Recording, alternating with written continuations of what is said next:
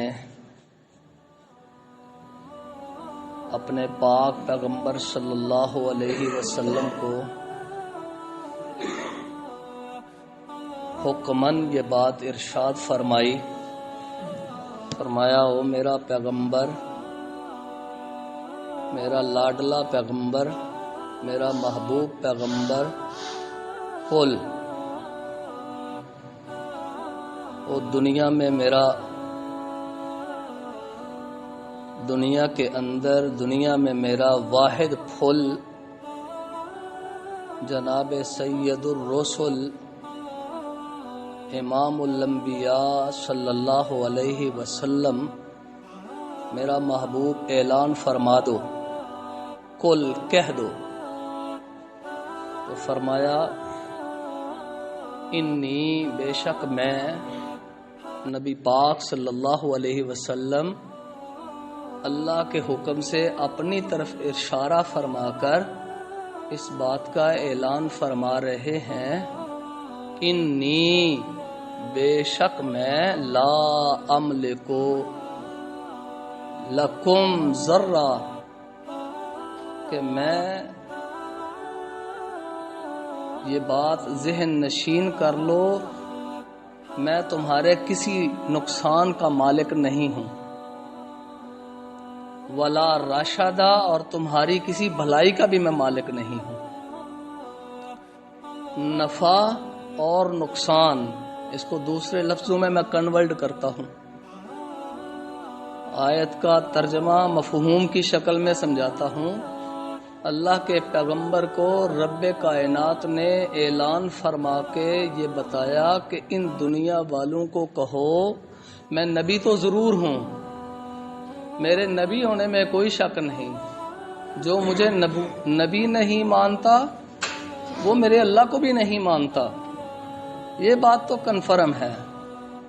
نبی میں ضرور ہوں، نبی آخر الزماں ہوں، نبی کائنات ہوں، کل جہانوں کا نبی ہوں، کسی ایک علاقے کا بھی نبی نہیں ہوں۔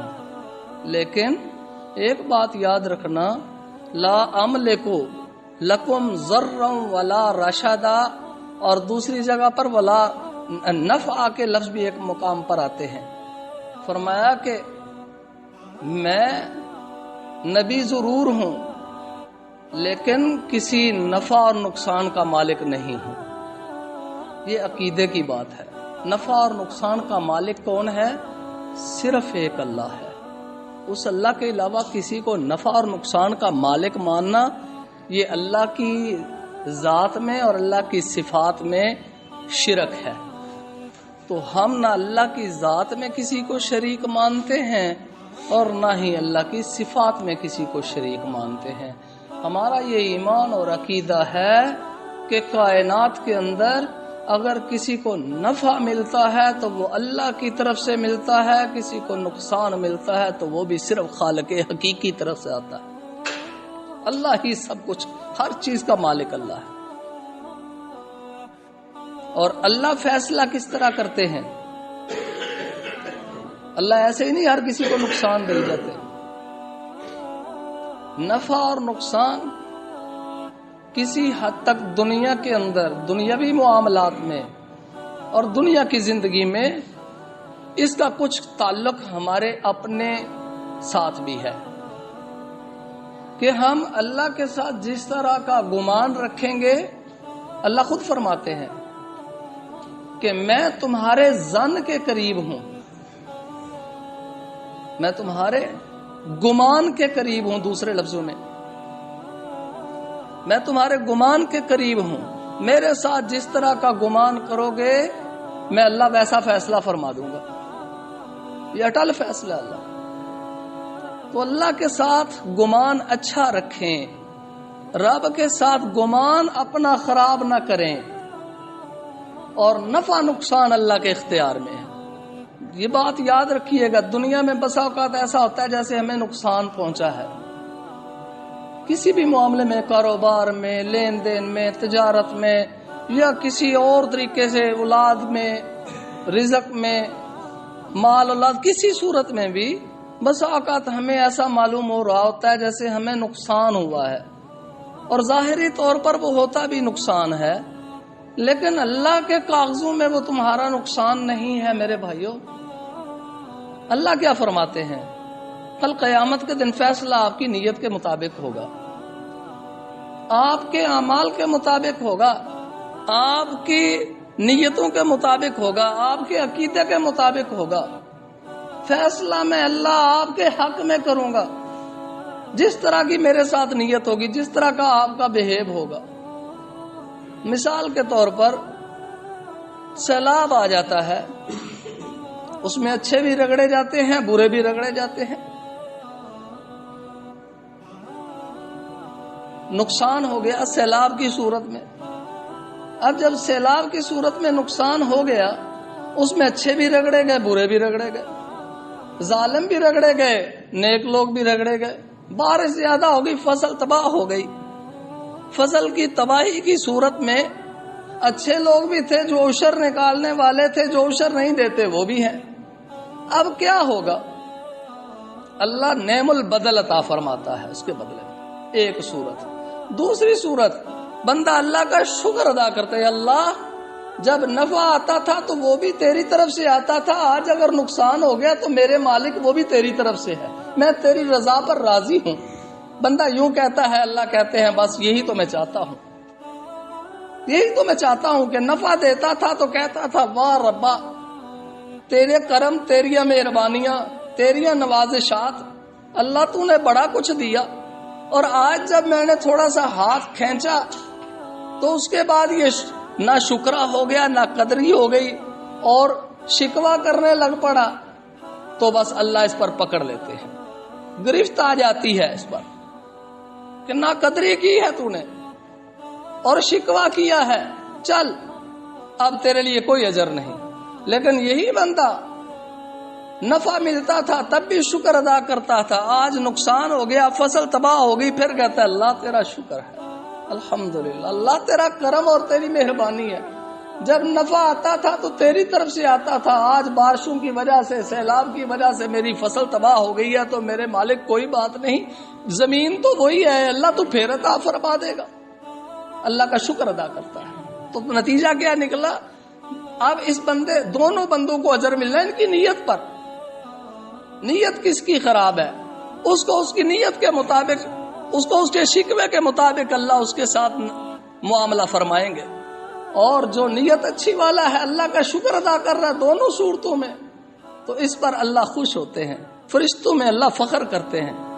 دیکھو میرے فرشتوں، جسے تم کہتے تھے کہ یہ فساد کرے گا زمین پر، اللہ ان کو نہ بنا، یہ تو فساد برپا کریں گے زمین پر، تو اللہ فرماتے ہیں وہ دیکھو بندے، وہ میرے فرشتوں، وہ جو جسے تم کہتے تھے فسادی یہ بنیں گے، خون بہائیں گے، وہ دیکھ لو ان کی طرف کیا کر رہے ہیں، وہ میرا شکر ادا کر، میں نے ان کا نقصان کیا، ان کا نقصان ہو گیا، وہ اپنے نقصان کو دیکھ رہے ہیں لیکن اس کے باوجود میری ذات کا وہ شکر ادا کر رہے ہیں، اس لیے میں اللہ ان پر راضی ہو گیا ہوں، اور ان کو ان کے اس زبان سے نکلے ہوئے جو خوبصورت شکرانے کے الفاظ ہیں، ان الفاظ کے مطابق اللہ ان کو اجر عطا فرمائے گا، ان کو اجر ملے گا۔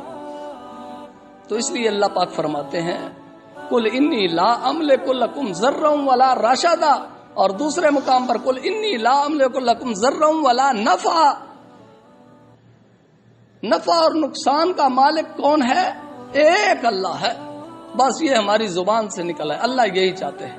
اور نبی پاک صلی اللہ علیہ وسلم نے 63 سالہ زندگی میں سے جو مکی دور ہے اس میں سے 40 سال پہلے نکال دیں جس میں ابھی آپ کو نبوت نہیں ملی تھی اور سلسلہ تبلیغ ابھی شروع نہیں ہوا تھا، جب نبوت مل گئی تو 13 سال نبوت کے بعد میرے پاک پیغمبر صلی اللہ علیہ وسلم نے مکہ والوں کو یہی بات سمجھائی تھی، اور یہ بت کچھ بھی نہیں کرتے،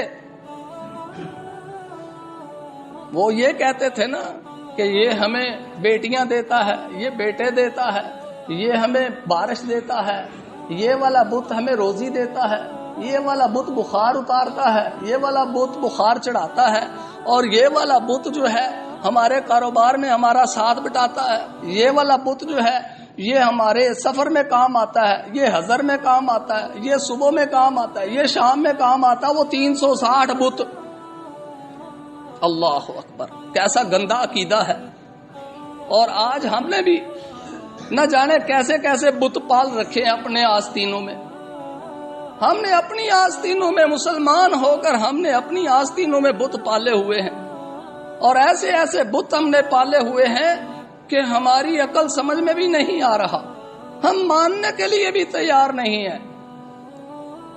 کوئی کچھ کہہ رہا ہے، کوئی کچھ کہہ رہا ہے، کوئی کہتا ہے خواجہ نہ دے گا تو پھر کون دے گا. یہ کیسا شرک ہے؟ یہ ہماری آستین میں ہے، مسلمانوں کی آستین میں. مسلمان یہ بولتے ہیں خواجہ نہ دے گا تو پھر کون دے گا. وہ بھائی دینے والی ذات اللہ کی ذات ہے. اللہ فرماتے ہیں بے شک اللہ جسے چاہتا ہے بے شمار رزق دیتا ہے. کون دیتا ہے؟ اور یہ کہنے والا کیا کہہ رہا ہے؟ خواجہ نہ دے گا تو پھر کون دے گا. خواجہ نہیں دیتا، خواجہ خود اللہ سے مانگنے والے ہیں. جٹ صاحب، رانا صاحب سب اللہ سے مانگنے والے ہیں. دنیا کے اندر کوئی بھی ایسا نہیں جس کو اللہ نہ دیتا ہو. بھائیو، یہ اوپر سے لے کر نیچے تک، آدم علیہ السلام سے لے کر آج تک اور قیامت کی صبح تک سب کو دینے والی ذات ایک اللہ کی ذات ہے، خواجہ صاحب نہیں ہے. اور یہ اپنا مائنڈ صاف کر لیں، یہ ہماری آستین کا بت ہے، ہمارے بغلوں کا بت ہے. یہ ہم نے اپنی، وہ کہتے ہیں نا جی وہ ایسے اس لیے رفع یدین کرتے تھے کہ جی بت رکھے ہوئے تھے. وہ بت مسلمانوں نے کہاں رکھے ہوتے تھے بھائی؟ جو مسجد میں آگے اللہ کے حضور ایسے کرنے لگا، نماز پڑھنے لگا، وہ بت کہاں تھے ان کے؟ یہ غلط بات ہے.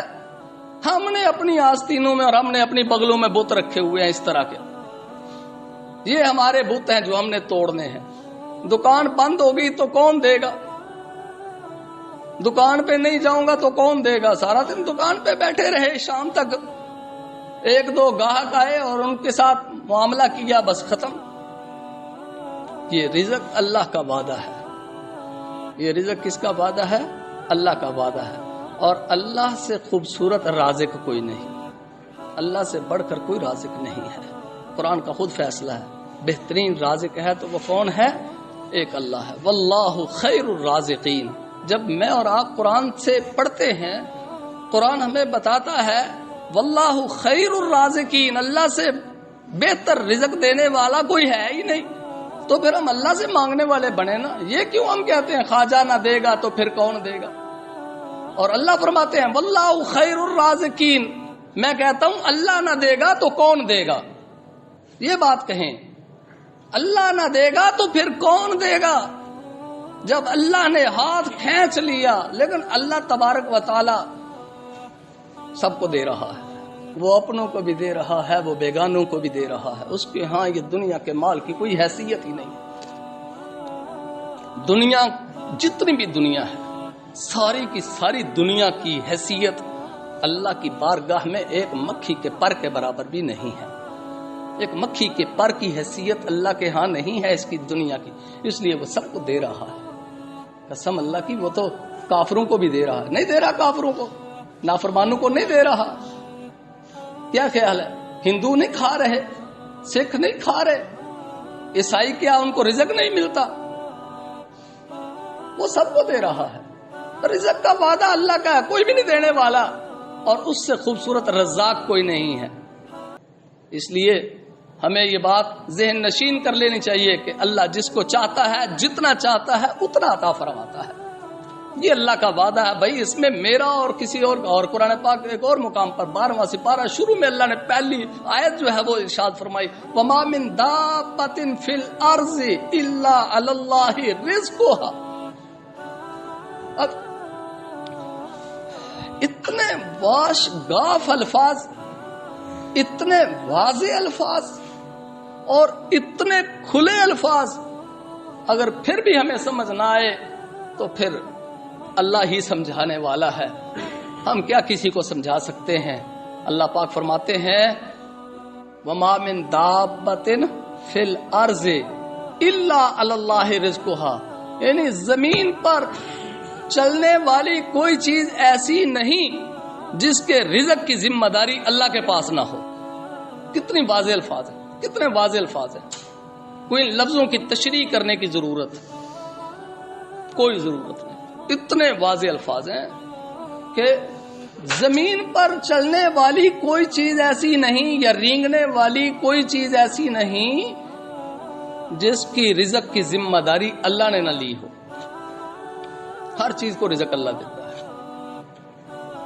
چاہے وہ جاندار میں سے انسان ہو، نباتات ہوں، جمادات ہوں، حیوانات ہوں، پرندے ہوں، چرندے ہوں، درندے ہوں، وہ رینگنے والے ہوں، وہ چلنے والے ہوں، سب کے رزق کی ذمہ داری میرے اللہ کے پاس ہے. تو اس لیے میرے بھائیوں، ہمیں اپنے اس عقیدے کو صاف کرنا چاہیے کہ ہمارا مالک نفع اور نقصان کا وہ ایک اللہ ہے. اسی لیے رب کائنات نے یہ بات کھلے لفظوں میں ارشاد فرما دی، قل انی لا املک لکم ضرا ولا رشدا. اور قرآن پاک کے دوسرے مقام پر فرمایا قل انی لا املک لکم ضرا ولا نفعا. یہ بات یاد رکھیے گا کہ اللہ تبارک و تعالی کے علاوہ زمین پر، ہواؤں میں، فضاؤں میں، خلاؤں میں کسی جگہ پر بھی کوئی بھی کسی بھی صورت میں نفع اور نقصان کا کوئی مالک نہیں ہے. نہ ہواؤں میں، نہ فضاؤں میں، نہ خلا میں، نہ زمین میں، نہ آسمانوں میں، نہ تحت الارض میں، نہ فوق السماء میں. نہ آسمانوں میں نہ زمین کے اندر تک نفع نقصان کا مالک صرف اور صرف ایک اللہ ہے، اس کے علاوہ کوئی بھی نہیں ہے. جو نفع آتا ہے وہ بھی اللہ کی طرف سے آتا ہے، اور جب کسی کو نقصان پہنچتا ہے تو وہ بھی اللہ کی طرف سے آتا ہے. اور جب کسی کو نقصان پہنچتا ہے تو بندہ اللہ کا شکر ادا کرتا ہے تو میرا مالک اس بندے پر راضی ہو کر اس بندے کے علم میں، عمل میں، رزق میں، اولاد میں خیر و برکت عطا فرما دیتے ہیں. نفع کی صورت میں بھی اللہ کا شکر ادا کرتا ہے اور نقصان کی صورت میں بھی اپنے اللہ کے حضور ہاتھ جوڑ لیتا ہے. اللہ میں آج بھی تیرا ہی شکر ادا کروں گا. جب تو نے مجھے نقصان دیا ہے تو میں تیرے اس نقصان کے پیچھے بھلائی کا تجھ سے امیدوار ہوں، میں پھر بھی اس کے بعد تیرے سے بھلائی کا امیدوار ہوں. اللہ مجھ پر اپنی کرم نوازی کے دروازے کھول دے. بس ایسے اللہ کے حضور گڑ گڑانے کی دیر ہے. اللہ اسی نقصان کو تیرے نفع میں بدل دے گا، اسی نقصان کو نفع میں بدلے گا. اور اگر دنیا میں اس کا نفع عطا نہ فرمایا تو یاد رکھنا آخرت کے میدان میں اللہ اس پر تمہیں ضرور نفع عطا فرمائے گا.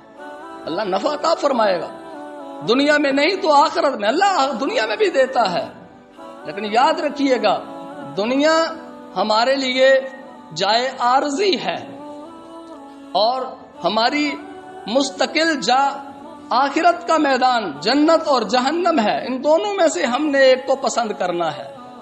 اور جو شخص نفع اور نقصان دونوں صورتوں میں اللہ کا شکر ادا کرتا ہے، رب کائنات اس کے لیے جائے دنیا کو بھی خوبصورت بنا دیتا ہے، جائے آخرت کو بھی خوبصورت بنا دیتا ہے. اللہ سے دعا ہے اللہ ہمیں دنیا آخرت اچھی بنانے کی توفیق عطا فرمائے. آخر الدعوانا ان الحمد للہ.